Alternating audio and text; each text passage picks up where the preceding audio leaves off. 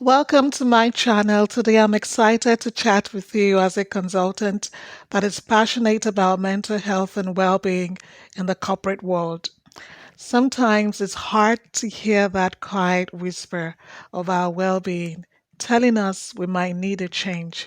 So whether you're climbing the corporate ladder or you're nurturing a passion project or you're juggling multiple roles, keep in mind that your mental health and happiness are very important.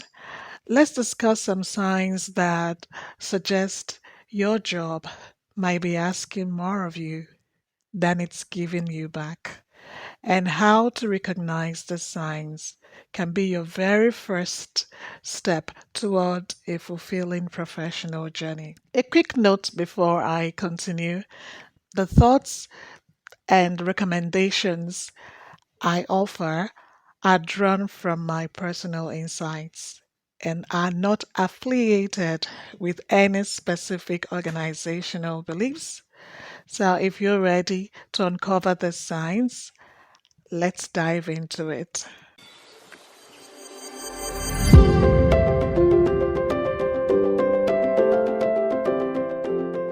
Sign number one is hyperarousal, otherwise known as burnout. So imagine waking up each morning feeling like you've already ran a marathon. Your sleep is disrupted, your nerves are on edge, and your enthusiasm for work has just gone up and disappeared. This is not just tiredness, it's called burnout. Your body is asking for a breather. If the mere thought of work sends your stress level to the roof, it might be time to consider a path that is kinder to your mind and body. For instance, let's meet Alex. Alex is let's call him a dedicated software developer who found himself in a state of constant stress and burnout. Night after night, Alex would stay awake, troubled by the thoughts of his never ending workload. Despite his passion for coding and numerous meetings with his manager to reduce his workload and adjust deadlines, there has never been any improvement. In fact, he went away on holidays for about 2 weeks and came back feeling the same stress. So finally, the pressure took a toll on him that has led to so much anxiety and this sense of helplessness. Alex realized that his well being was at stake and he decided to prioritize his health over his job loyalty. So, what did he do? He transitioned to a company that valued work life balance. Say that again: work life balance, where he could still pursue his passion but in a healthier environment. This meant he earned less income, but the change did not only improve Alex's sleep, it reduced his anxiety significantly and also reignited his love for his profession. This is so important. Hyperarousal is so real. I can't tell you how many clients have come into my practice this month alone with so much symptoms of hyperarousal and burnout. Again, I want to say if you identify as a highly sensitive person, you have to be very strategic about the work environment that you work. Sign number two is incompatibility with work culture. This is so big. Picture trying to fit a square peg into a round hole. That's what it means to be in a work environment that clashes with your core values, that also doesn't help your nervous system. So, after giving it a fair shot between 3 to 6 months, and you still feel like a fish out of water, perhaps it's not the place for you. It's so important you honor your needs and you seek out a workplace where you feel valued, understood, and you are at ease. The workplace you spend at least 7 to 8 hours a day. It's so important that your nervous system feels comfortable and at ease with your work environment. So we'll meet my client. Let's call her name Sarah. She has struggled to adapt to this company's fast paced chaotic culture. The misalignment with her own values and working style has left her out of place. And she was even contemplating leaving the workforce altogether. So, after much reflection and during our consultation together, Sarah chose to embrace her need for a structured and supportive environment. So, she began looking for a new role in a company that matched her work style. She understood that she needed to be in a work team that is not more than six, otherwise, she will become invisible. And she found a team and an organization that aligned with her work style and helped her flourish. And she began to really appreciate her profession again. This is so important. If, for example, you have the need of predictability and flexibility, and you work in a culture where there is just no documentation of the processes. Everyone seems to be doing their work in their own way. Nobody seems to be responsible for a process. The team leader or manager is clueless about where things are or what tools you should be using. And before you know it, you are making mistakes that is very, very costly for your career. You're called into meetings for investigations that you didn't plan for, and you realize that you work in such a high standard and value for yourself in terms of ethics, but something seems to be missing in the work culture where you are. It seems to be disorganized, chaotic. That is a very big flag that you are mismatched with the work culture that you found yourself. All right, sign number three is conflict between career and personal goals. So, when you're balancing your personal aspirations with your career aspirations, it is not easy. It's very challenging, especially when things seems odd. So, if you're facing significant life changes, you relocated into a new country, you're striving for personal milestones, it's so important that you align your career accordingly. Your job should not only fulfill you, but also fit into your new lifestyle. So let's take someone like Jessica, a devoted mother and ambitious accountant.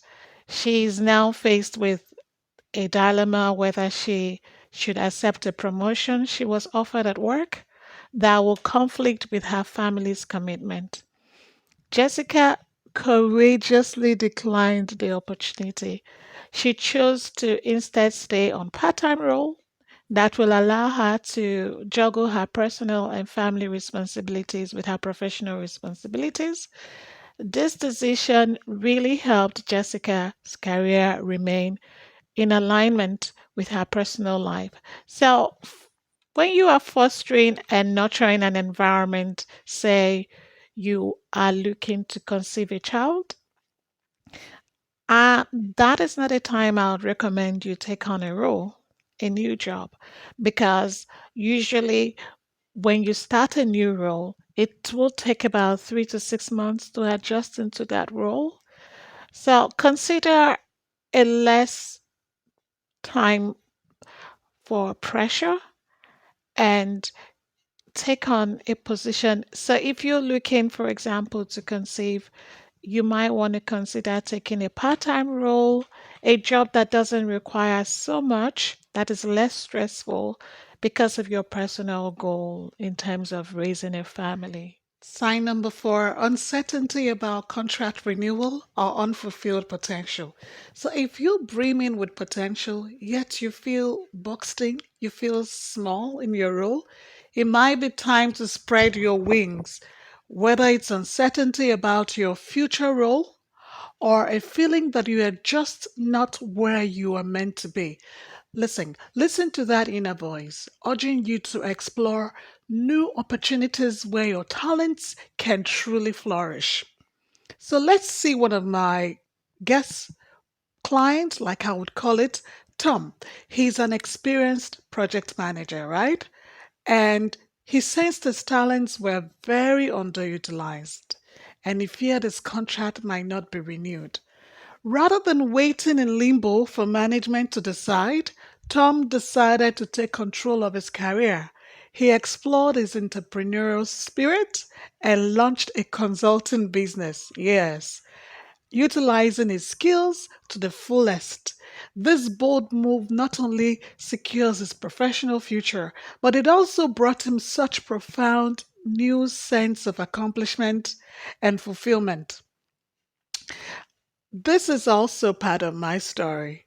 When I felt like I needed flexibility and creativity in my previous role, and the structure and the framework of my role was not giving me that room, I decided to go into my private practice full time, where I'm able to serve my clients in a creative way and I'm client led. I have never felt so accomplished. And perhaps that's something that you might want to consider starting your own business. Sign number five, breaking free from a toxic work atmosphere. Nobody wants to endure a hostile work environment because it's incredibly damaging to the mental health. If you're facing a relentless negativity that is just about you're always weathering the storm, you're always trying to find a shelter, remember you are entitled to a workplace that nurtures your well being and respects your dignity. You are actually entitled to that. So I'll give you an example of one of my clients. Let's call his name David. David endured a toxic workplace where he faced bullying and discrimination. And it didn't matter how much he tried to resolve the issues with his manager, the negative impact on his mental health became really unbearable. He would have nightmares, panic attack. With the support of his family, though, David crafted an exit strategy, and that's something very important. Wanting to transition into a respectful and hopefully an inclusive organization. He succeeded. The change liberated him from a harmful environment. But beyond that, it restored his self confidence and his well being. No one should endure a toxic work environment. So, in each of the stories that I have shared with us, the individuals I cited recognized the need for change and they took the decisive steps to improve their situations. So, if any of the signs resonate with you, remember it's okay to seek a better place where you can thrive both personally and professionally. Now, I'll give you homework. I like giving homeworks. I encourage you to reflect on your own work environment. If you're experiencing similar challenges, or you know someone who you remember is never too late to seek a change for your better, and if you're looking for support or guidance in navigating these changes, feel free to reach out. Don't forget to like, to share, to comment, and subscribe for more insights and stories. Thank you for listening. I hope this empowers your journey and your journey to your mental health and your well being, your happiness, and your professional fulfillment. Until next time, do watch some more of my videos.